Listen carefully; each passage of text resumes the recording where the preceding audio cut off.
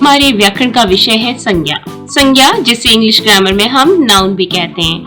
आज इस कक्षा के माध्यम से हम चर्चा करेंगे संज्ञा की परिभाषा, भेद और उदाहरणों के बारे में। तो चलिए चलते हैं कक्षा 7 की हिंदी ग्रामर संज्ञा की ओर। सर्वप्रथम बच्चों विचार करते हैं संज्ञा शब्द की ओर। संज्ञा शब्द सम प्लस ज्ञा इसके योग से बना हुआ है, जिसका अर्थ होता है नाम। परिभाषा पर एक नजर डालिए बच्चों। जिस शब्द के द्वारा किसी व्यक्ति, वस्तु, स्थान अथवा भाव के नाम का बोध हो उसे संज्ञा कहते हैं। जिस शब्द के द्वारा किसी व्यक्ति, वस्तु, स्थान अथवा भाव के नाम का बोध हो उसे संज्ञा कहते हैं। परिभाषा में विद्यमान व्यक्ति शब्द से किसी विशेष व्यक्ति, वस्तु शब्द से किसी विशेष वस्तु, स्थान आप सभी जानते हैं, भाव इनके नाम का बोध हो रहा हो उसे संज्ञा कहते हैं। जैसे अभी मैंने आपको संज्ञा शब्द का अर्थ बताया कि संज्ञा शब्द का अर्थ होता है नाउन। बच्चों, हम हर किसी शब्द को उसकी नाम से जानते हैं, इसलिए यहाँ पर ये ध्यान देना अत्यंत आवश्यक है। हम हर वस्तु, स्थान अथवा भाव के नाम को संज्ञा कहते हैं। हम हर वस्तु, व्यक्ति, स्थान या प्राणी तथा भाव को उसके नाम से जानते हैं। अतः प्रत्येक वस्तु, स्थान, व्यक्ति, भाव के नाम को हम संज्ञा कहते हैं। बच्चों, मन में प्रश्न उठता है कि संज्ञा की पहचान किन लक्षणों से होती है।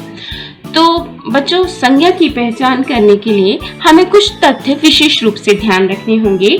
जैसे वस्तु के नाम, तो वस्तु में ध्यान दीजिएगा, कुर्सी, फूल, झूला, हल, रेडियो आदि ये सभी वस्तुएं हो जाती हैं। इसी तरीके से प्राणी के नाम यानी गाय, मोर, हाथी, कछुआ और मच्छर आदि। व्यक्ति के नाम यानी किसी विशेष व्यक्ति के नाम, जैसे माँ, अध्यापिका, राष्ट्रपति, चौकीदार आदि। इसी तरीके से स्थान के नाम, जैसे मध्य प्रदेश, गांव, शहर, पटियाला आदि। और भाव के नाम, जैसे अच्छाई, सुंदरता, महंगाई, उदारता और दयालुता आदि। तो इस प्रकार से बच्चों एक बार पुनः दृष्टि डालिए परिभाषा के ऊपर कि जिस शब्द के द्वारा वाक्य में विद्यमान किसी शब्द के द्वारा यदि हमें किसी विशेष व्यक्ति, वस्तु, स्थान अथवा भाव के नाम का बोध हो उसे संज्ञा कहते हैं। काइंड्स ऑफ नाउन पे आइए जरा। मुख्य रूप से संज्ञा के 3 भेद माने जाते हैं, परंतु कुछ विद्वान इसके 2 भेद और मानते हैं। इस तरह इनके 5 भेद होते हैं।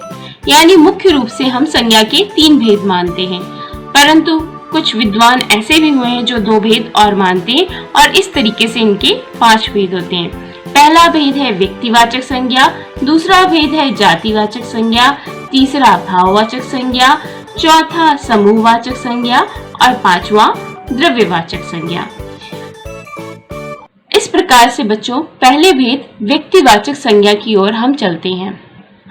किसी विशेष प्राणी, वस्तु या स्थान के नाम को हम व्यक्तिवाचक संज्ञा कहते हैं। यदि आपके सम्मुख कोई वाक्य आया और वाक्य में कोई विशेष प्राणी आ गया, कोई विशेष वस्तु आ गई या स्थान आदि का नाम आ गया, तो वो व्यक्तिवाचक संज्ञा के अंतर्गत आएगा। जैसे उदाहरण देखिए, आगरा, रामचरितमानस इत्यादि। इसी प्रकार से बच्चों आगे चलते हैं जातिवाचक संज्ञा की ओर।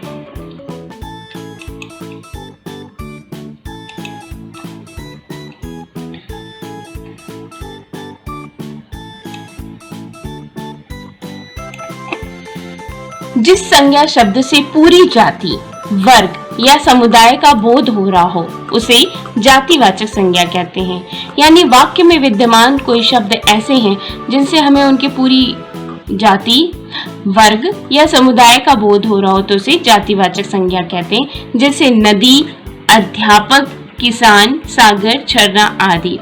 नदी कहने से हमें उसके पूरे समुदाय और वर्ग का बोध हो जाता है। इसी तरीके से अध्यापक शब्द, अध्यापक कक्षा में पढ़ा रहे हैं तो हमें एक विशेष प्रकार का बोध हो जाता है। किसान कहने से हमें एक विशेष समुदाय का बोध हो जाता है। सागर और झरना भी उसी अर्थ में प्रयुक्त किए जाते हैं। यानी वाक्य में विद्यमान किन्हीं संज्ञा शब्दों से यदि हमें पूरी जाति, वर्ण या समुदाय का बोध हो रहा हो तो उसे हम जातिवाचक संज्ञा के अंतर्गत मानते हैं। आगे चलते हैं भाववाचक संज्ञा। यानी किसी भाव, गुण, अवस्था या क्रिया के व्यापार का बोध कराने वाले शब्द भाववाचक संज्ञा कहलाते हैं। वाक्य में कोई शब्द आया और उन शब्दों से किसी भी भाव, गुण, अवस्था या क्रिया के व्यापार का बोध हो रहा हो तो उसे हम भाववाचक संज्ञा कहते हैं। जैसे मिठास, मिठास शब्द अपने आप में एक भाव लिए हुए है। ध्यान देने योग्य बात यह है कि भाववाचक संज्ञा को हम देख नहीं सकते, उसे सिर्फ हम अनुभव कर सकते हैं। गन्ने में मिठास है, अब मिठास देखी नहीं जा सकती कि गन्ने में कितनी मिठास है, उसे सिर्फ अनुभव किया जा सकता है। थकान, आज मुझे बहुत थकान आ गई है। थकान शब्द भी बच्चों अपने आप में सिर्फ अनुभव किया जा सकता है। अमरूद में कड़वापन है, इसे भी हम सिर्फ अनुभव कर सकते हैं, देख नहीं सकते। बुढ़ापा, बुढ़ापा, गरीबी, सजावट, शीतलता आदि, ये सभी शब्द ऐसे हैं जिन्हें हम सिर्फ अनुभव कर सकते हैं, देख नहीं सकते। हिंदी भाषा में अंग्रेजी भाषा के प्रभाव से दो और भेद स्वीकृत कर लिए गए हैं। यानी ये दो वही जो और बताए गए हैं ये हिंदी भाषा के नहीं है, ये अंग्रेजी भाषा के हैं। जैसे द्रव्यवाचक संज्ञा और समूहवाचक संज्ञा। द्रव्यवाचक संज्ञा, जिन संज्ञा शब्दों से किसी द्रव्य या पदार्थ का बोध होता है तो उन्हें द्रव्यवाचक संज्ञा कहते हैं। जैसे दूध, पानी, चावल आदि। बच्चों, द्रव्यवाचक संज्ञा को पहचानने के लिए किसी वाक्य में द्रव्यवाचक संज्ञा है या नहीं है, जब हम उन्हें पहचानेंगे तो उसमें किसी भी द्रव्य या पदार्थ का बोध हो रहा होगा, उन्हें हम द्रव्यवाचक संज्ञा के अंतर्गत पहचानेंगे। जैसे दूध, दूध एक पदार्थ है, पानी, पानी एक द्रव्य है, चावल, चावल एक द्रव्य है। तो इस प्रकार से द्रव्यवाचक संज्ञा पूरी हुई। इसके आगे समूहवाचक संज्ञा। समूहवाचक संज्ञा यानी जिन संज्ञा शब्दों से एक ही जाति के व्यक्तियों के समूह का बोध होता हो, किसी पूरी जाति या वर्ग के व्यक्तियों का बोध होता हो, उसे समूहवाचक संज्ञा कहते हैं। जैसे सभा, सेना, भीड़, झुंड, गिरोह आदि, ये सभी समूहवाचक का बोध कराते हैं।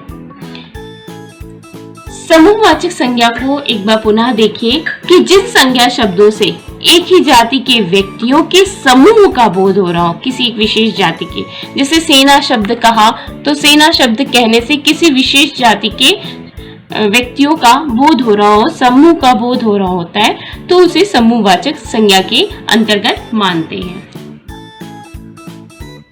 अब जरा ध्यान देखिएगा कि भाववाचक संज्ञा शब्द कैसे बनाए जाते हैं। भाववाचक संज्ञाएं जातिवाचक संज्ञा, सर्वनाम, विशेषण, क्रिया तथा अव्यय आदि शब्दों से बनती हैं।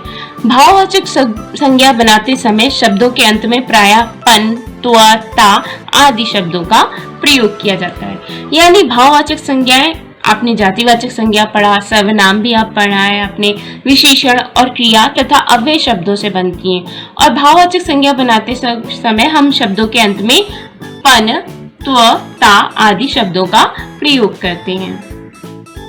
ध्यान दीजिए, जातिवाचक संज्ञा से जैसे बना, जातिवाचक संज्ञा का शब्द है बच्चा, बच्चा में पन जोड़ दिया तो बना बचपन।